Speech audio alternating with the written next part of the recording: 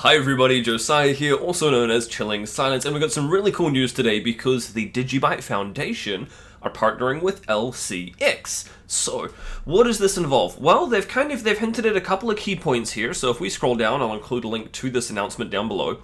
They've said here the DigiByte Foundation team members, together with some individuals from the corporate enterprise world, have chosen LCX to work on a new confidential ecosystem project with a focus on enterprise and consumer applications.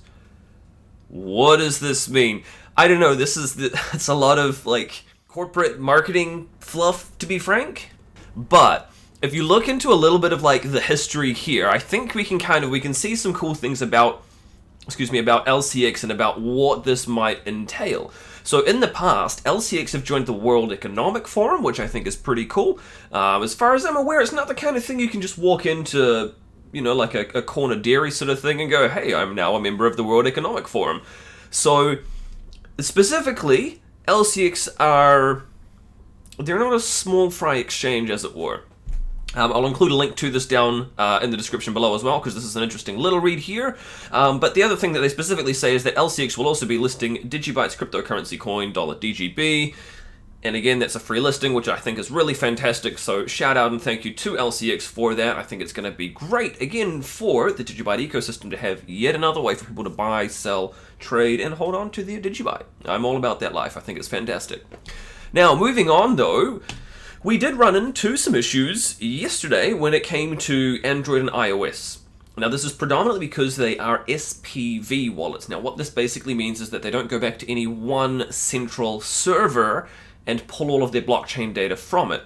What they do is they basically go out into the internet, try and find a node, a publicly run node, could be the one that's in my room over there, in my server room. It could be one that's across in Sydney. It could be one that's being run by Rudy at his house. I don't know.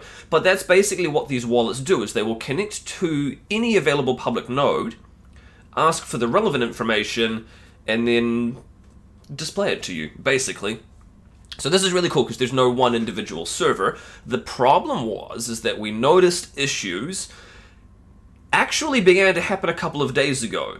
And so as a result, what I did was I started putting together, I was talking with Yoshi when I noticed this, specifically about some of the updates for Android and iOS and where we pull the block height information from.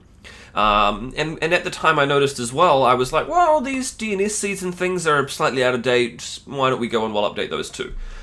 Turns out, we'd already found the problem is that some of the older servers were, I don't know if they were shut down or the service stopped or whatever it was, but anyway, long story short, we had problems. Fun times. Yay! So anyway, I notified the other developers and things like that. Unfortunately, I'm not a developer myself. Really good at running servers though. So what we've done now is I've fired up. We've also managed to set up another server that I managed to, and a bunch of other servers that just do DNS. So the DNS effectively is what will point your, well, it updates the DNS. So basically it's where your phone will fire up and go, where can I go to find a node? And these are what are effectively updating that list. So thanks very much to Gary and Frederick, who were instrumental in getting this back up and running. Super stoked. Appreciate all of your help, guys.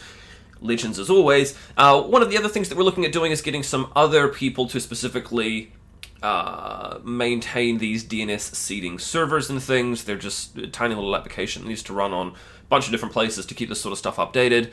And it just looks like over the past few years, as people have come and gone from the ecosystem, it's not something that has been kept updated. Fun times. Anyway, so problem solved there now. Everything's back up and running. And speaking of, really great news because, yeah, resolves the corrected rates URL. Everybody get excited. It's finally here for Android. Now, this does say beta. You don't need to be in the beta. I am a beta tester, of course, but you don't have to be. It will be rolling out to 100% of everybody probably within the next 48 hours. It's already out at around about, I think Noah was saying 20 to 30% of people have it already, so that's cool.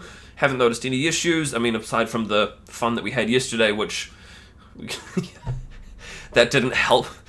But So we've updated this. We're looking at other things that we can do as well to further improve the Android and iOS apps in the future. But for now, iOS has the updated rates all rolled out, all happy, all deployed. Android now, as of today, well, as of the next 48 hours, should have it gone out to everybody. So that's fantastic. Anyway, we're going to leave it at that. Thank you very much for tuning in. I hope you've enjoyed this DigiByte update. Leave a comment in the comment section down below. Give me a like, subscribe, hit the share button. You can reach me on Twitter as well. I'm at DGB_chilling. Otherwise, I'll talk to you in the next video, and we'll see you tomorrow. Cheers.